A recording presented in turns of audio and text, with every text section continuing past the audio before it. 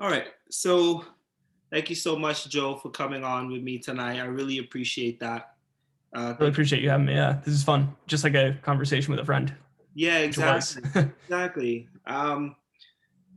So I'm still kind of like trying to lay down, there's I have a lot of ideas and I don't want to put too much into it at once. But there's definitely a community aspect. Obviously we're neighbors in Princeton. So I think community itself, like I think you have something special, and that's why we connected. Out of the many grad students that live in Princeton, like how many of them eat on the porch? Yeah, why do you eat on the porch? Yeah, I guess similarly, why do you randomly approach your neighbors, right? Yeah, you've got something special too. Exactly.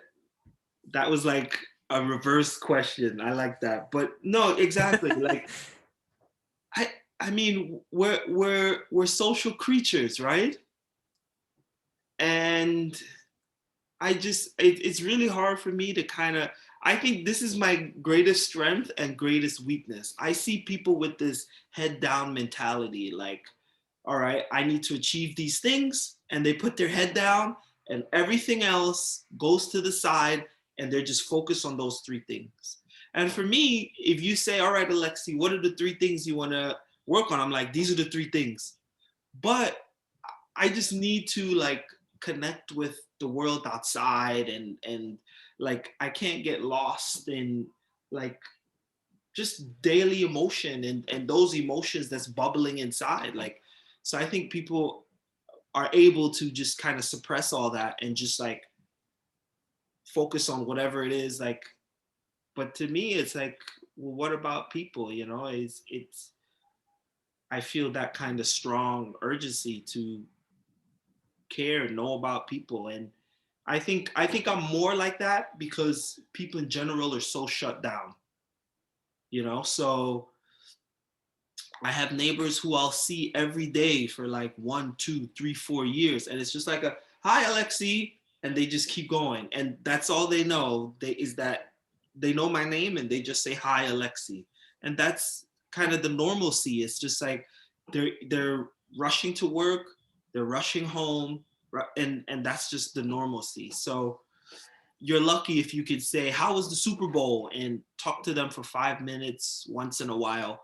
But generally, it's just like, you know, and I don't know. I never was able to embrace that as normal. Like, I want community, and more and more I see how weird it is that I want that. And it freaks me out that like I'm the only one thinking like that. So I'm still kind of like dealing with that. So I just talk to people. Yeah, yeah. I think to your point, like, yeah, I think a lot of people. I mean, me too. Like, kind of just repress it. Like, we have like urges to like do a lot of stuff, and there are benefits and costs, but we like just say we have to focus on these couple things. Like we have, and like the good side of that is like I have a responsibility to my kid, for example, and you just like expend all energy on that. Um, but like the bad example is just like, uh, yeah, just ignoring a neighbor, ignoring just like everyone except for whatever your like ambitions are. I guess is like the stereotypical bad example of it.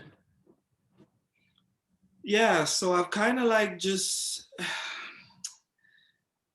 I don't know. Like sometimes I feel weird because like maybe I should be more focused on my goals and less on trying to connect with people and connect people. But I see how we're isolated, and to me, I think it's not natural, and I think it's not far fetched for us to be different. And we've had so many conversations about living communally, and a part of the podcast is a dialogue about how to live communally, and having more real human interactions, and just showing people having more real human interactions. So much of real conversation, I think, gets suppressed. And because everyone's so busy, you know, I think the realest connection some people have is listening to a podcast on their way to work. Yeah, seriously. So like, yeah, they're very popular, right? right, exactly. So I'm doing it for my own peace of mind, but I'm also trying to record my thinking, my dialogue, and hoping that like-minded people get attracted to it in the long run. And I think I kind of gave up on changing the world, and I just want to have of my little space where it's different. It's to my liking, and that's more my goal. Don't change the world. Just live in a little bubble that you're content with, and that's what I'm trying to do. Yeah, I like it. So when I find people who are communal, I want to hang on to them and pull them into communal space. But they're really few and far in between, honestly. Yeah. I mean, especially, I guess especially in Princeton. But yeah, I like I said, I think there's,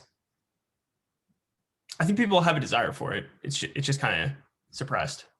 I like if you, yeah, I don't know. I mean, like I've been kind of brought out by people. Like I don't think I would have started a conversation with you, for example, but you started with me, so then I was able to have it. And like similarly, I have a few other friends that are more kind of like you say, people oriented, where like I'm kind of more shut off. We're having a meeting or whatever.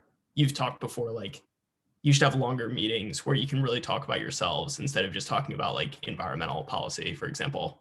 Um, you know, especially with like, if I'm talking to you or like someone in the neighborhood, it's one thing, but like when I'm talking to people from work, I'm much more kind of like, or at least I was much more like focused. But as of over the past year, I've grown more and more kind of, I really try to talk to people like, hey, like what's going on with your family? You mentioned the example one time of like, if your mom's sick, you're not gonna be able to focus on work.